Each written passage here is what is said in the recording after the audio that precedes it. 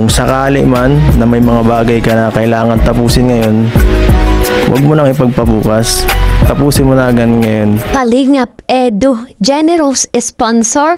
Yes mga kalingap, do not do for tomorrow if you do for today. Wow! Mga sekretong pananaw ni Papa Eds sa kanyang buhay. Mga salitang pinanghahawakan ni Papa Eds upang harapin ng matibay at matagumpay ang hinaharap. At yan po mga kalingap ang ating topic. Sabay-sabay po nating alamin at pag-usapan. At syempre mga kalingap, kung nais nyo pong malaman ang nilalaman na kabuuan ng video ito, panoorin nyo po hanggang dulo. Pero bago yan mga kalingap, bago po natin tuluyang pag-usapan ang ating pong topic, isa muna pong mapagpalang araw sa inyo pong lahat.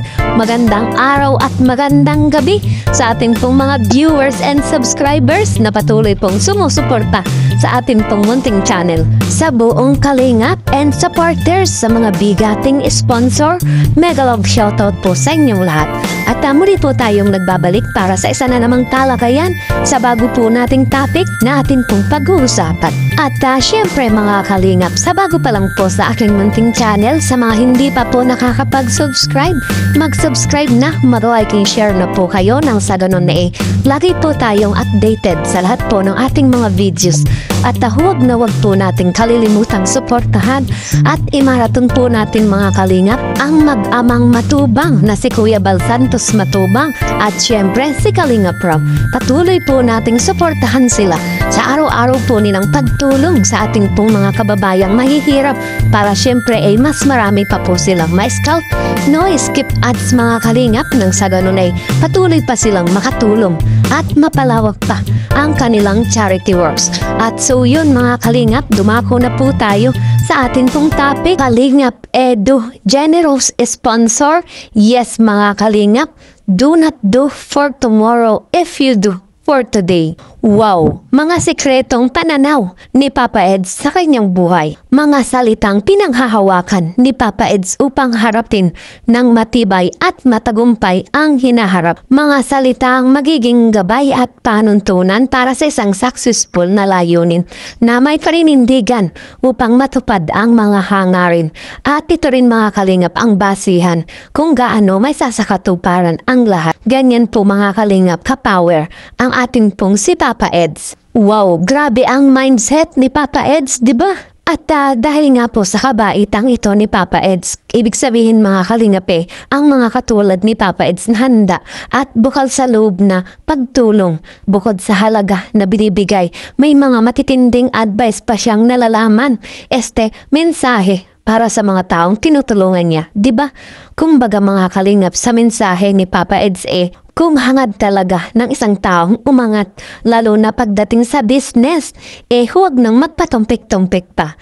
Kailangan ng diskarte. Kumbaga, kung kaya rin lang gawin ngayon, huwag nang ipagpabukas pa. Diba? Ito yung wikain ng mga taong umuunlad ang pamumuhay.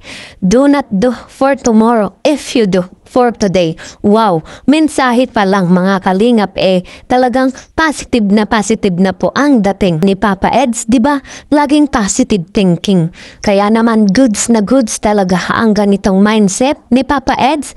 Kayo mga kalingap, ano ang masasabi nyo patungkol dito? Comment nga po kayo. At dahil nga po sa katangiang ito ni Papa Eds masasabi po natin mga kalingap na isa siyang generous sponsor. Yes mga kalingap. At darating pa ang panahon sa banda-banda yan, wala na siyang pinagkaiba kay Kalinga Prab at kay Kuya Bal Santos Matubang. Ang mga taong mga kilalang personalidad na talagang sobrang matulungin sa kapwa. Kaya naman proud na proud po tayo sa kanila. At bilang isang strong mindset at positive thinking mga kalingap, papinggan nga po natin ang ilang pahayag ni Papa Eds. May advice ko lang sa'yo procrastination is the assassination of all destination. Kung sakali man na may mga bagay ka na kailangan tapusin ngayon, huwag mo nang ipagpabukas. Tapusin mo na agad ngayon. Kasi mahirap pag yung katamaran ng pinairal natin.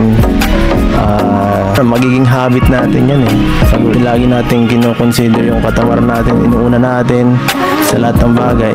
Ay di, sabi mo, kailangan may disiplina tayo palagi. Isa pa, maghanap ka ng mentor o magtuturo sa'yo sa paghahanap mo ng niche para mas mapabilis, no? Kasi mahirap magsarili eh. Mahirap sulunin ng mga bagay. Mas maganda kung may magtuturo o may mga kasamahan ka na mag-guide sa'yo sa gusto mong mapuntahan. Bro, nung in-invite kita, ang plan lang dito is maghingi ako ng advice sa'yo sa pag-charity. Tapos ngayon tinulungan mo anak ko, tapos challenge mo ako, tapos marami pa ako sa'yo natutunan. So bro, ito i-challenge kita. Gusto ko, kasi may nakikita ako potential sa'yo eh. So ito, gusto ko ituloy mo yan, tapos yung idea mo, palaguin mo yung negosyo mo within a month, no? So ito bro, ma-fund ako sa iyo ng pangpanimula mo sa negosyo mo, ha. Ito.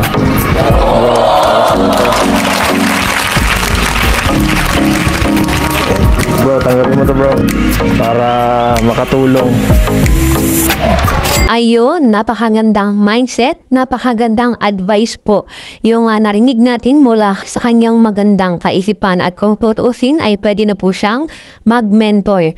Yun po humihingi po talaga ng mga advice patungkol sa mga business plan or kung ano pa man po pagdating sa pera, dahil magaling po talaga ito mag-handle.